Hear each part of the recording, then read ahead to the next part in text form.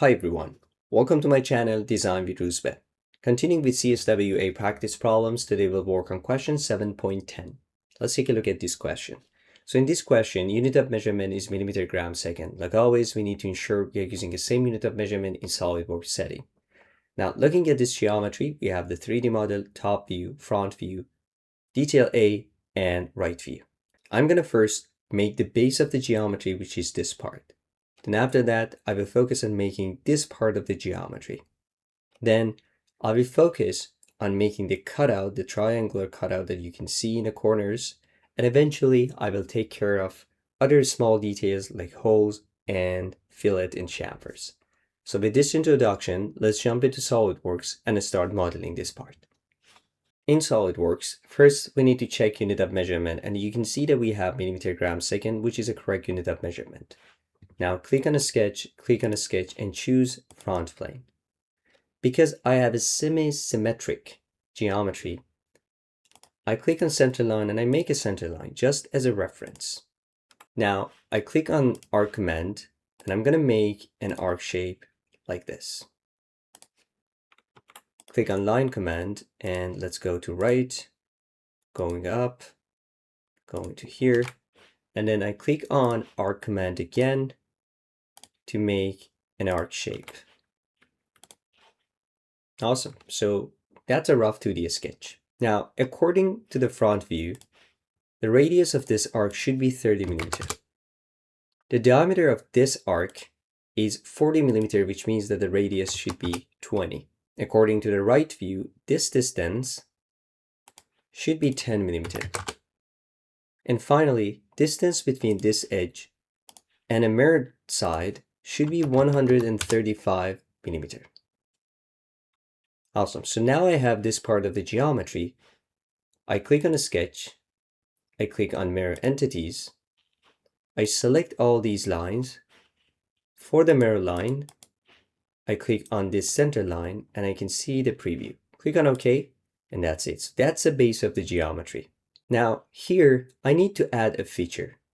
Let's click on circle command. Put the center line here, and let's make a circle. The diameter of this circle should be 18 millimeters. Also, I click on center line, and let's make a center line from here to origin of the geometry. The angle between the center line and horizontal line should be 75 degrees. And now you can see this circle. Let's click on circle command, and let's make another circle here. The diameter of this circle should be 7 millimeters. So this is 7.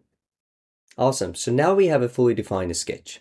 You can either extrude this and select your desired contours, or you have the option to clean up this geometry. It's up to you. In this case, I really don't care. I simply click on feature. I click on extrude bus. And now SolidWorks asks me to define the contour because I have so many contours here. Out of all these options, I'm going to select this one and this one, and also this one. I don't want to select the main circle because that's the cutout that I need to have. Okay, so only select 3 contours.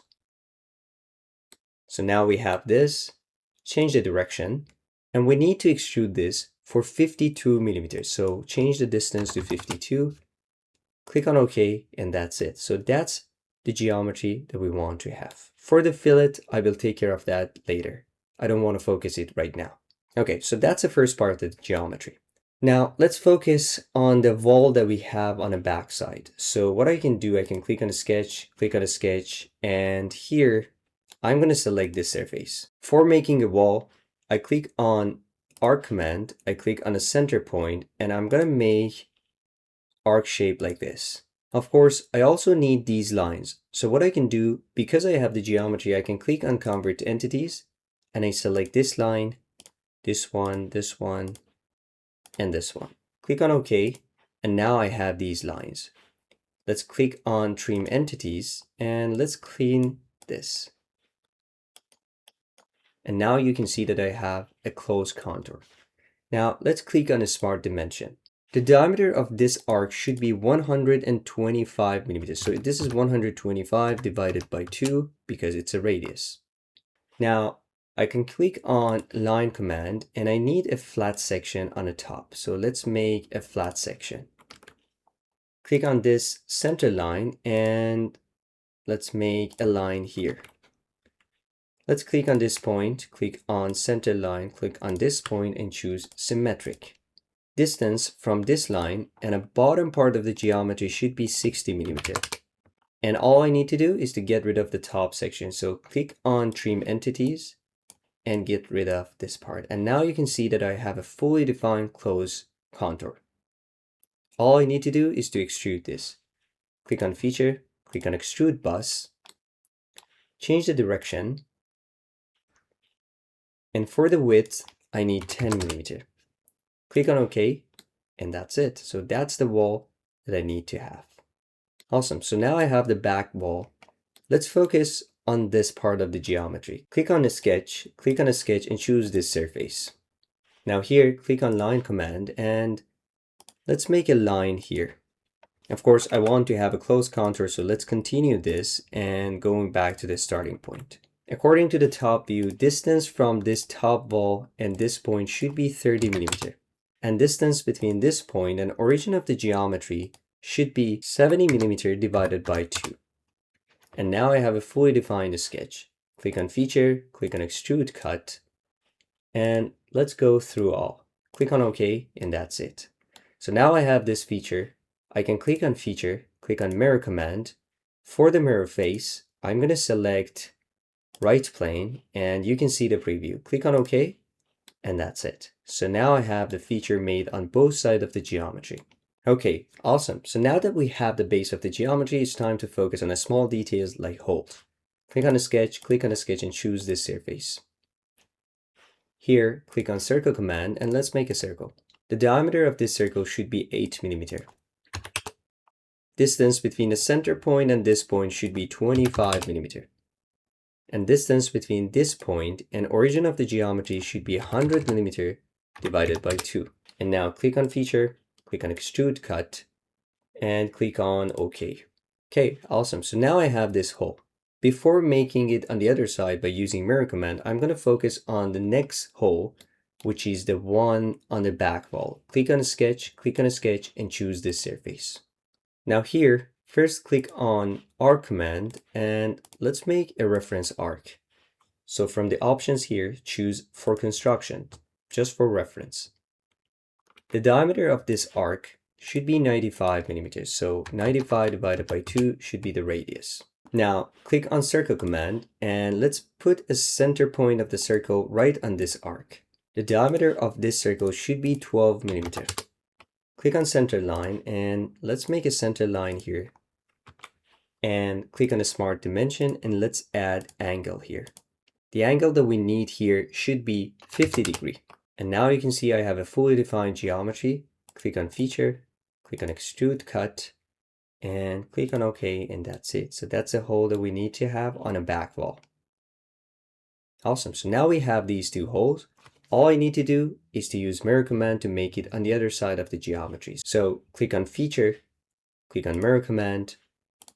For the mirror face, choose right plane. And for feature to mirror, choose cut extrude 3 and cut extrude 2. Click on OK, and that's it. So that's the feature that I need to have on this geometry. Last step is adding fillet. If you look at the top view, you can see that we have 5 millimeter fillet, and they're showing it with typical term. When they say typical, it means that the radius of the fillet will be applied to all fillet. So what I can do, I can click on feature, I click on fillet, and I change the radius to 5 millimeter. And then I start from this edge, this one, this one, this one, this edge, and finally this edge. And these are all 6 fillets that we need. Click on OK, and that's it. Awesome. That's a final geometry. Now it's time to check the volume and make sure that this model is correct. Let's go back to the question and check the volume. In the question, you can see the volume here. The total volume that we have is 113,890 cubic millimeters. Let's go back to SolidWorks and check the volume for our model. In SolidWorks, in order to check the volume, you can click on Evaluate and then Mass Properties. And here you can see the volume. The total volume that we have is 113,890.4 cubic millimeters. If you round up this number, you're going to get exactly the same answer as shown in the question, which is showing our model is correct, and there's no problem with it. Okay, awesome. That's it. That's a wrap for this video. I hope you liked it.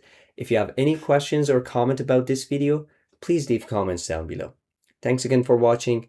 My name is Ruzbe. Hope to see you again soon in the next videos.